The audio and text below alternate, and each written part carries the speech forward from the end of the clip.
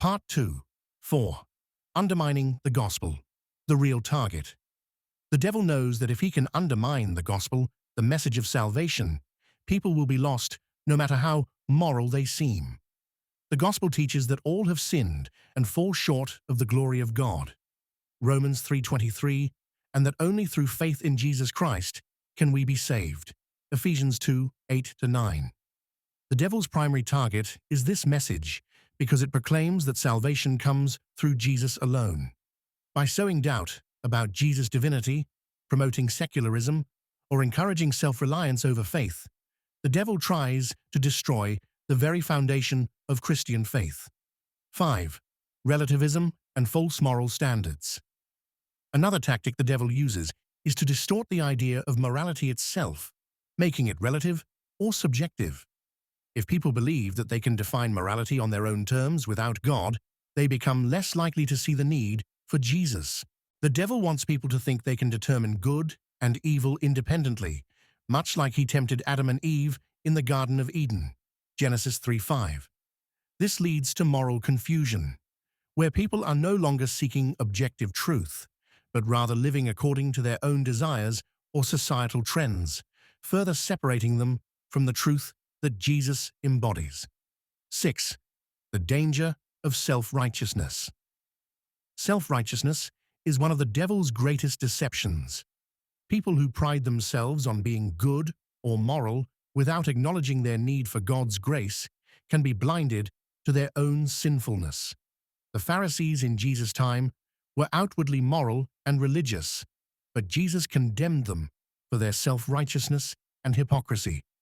The devil is content if people believe they don't need Jesus because they are already good on their own. This false sense of righteousness keeps people from turning to Christ for forgiveness and redemption. 7. The battle for souls, not just morality.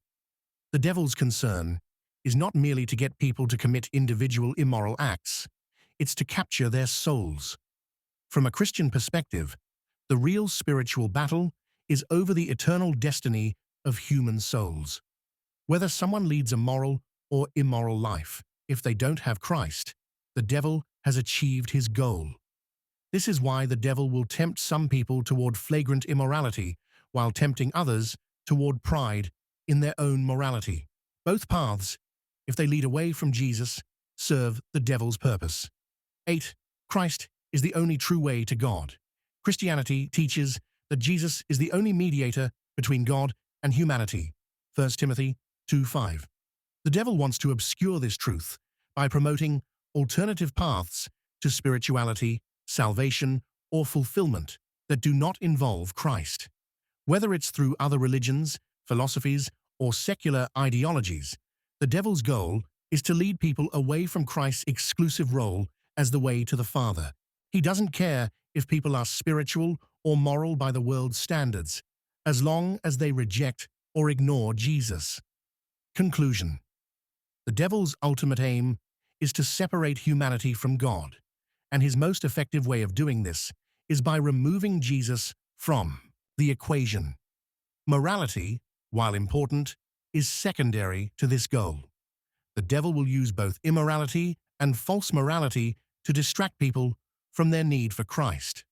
Whether through sin, self-righteousness, or spiritual deception, his focus remains on preventing people from accepting Jesus as their Savior, because it is through Christ that humanity is reconciled to God and gains victory over sin and death.